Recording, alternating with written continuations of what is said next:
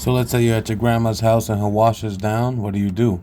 Watch my video. Basically, you shut the door, you hit start. If it goes click, click, but it doesn't lock, you need a door lock. This is the part you need, right here. No, not this part. That's for her stove. You need this piece right here. Walk over. And we're going to pop out the old one, put the new one in. To pop out the old one, you need a hammer or something hard. And then after that, pop that until it clicks. Click. I'm going to make a long form video on how to do it. But in the meantime, like and subscribe. Thank you for watching.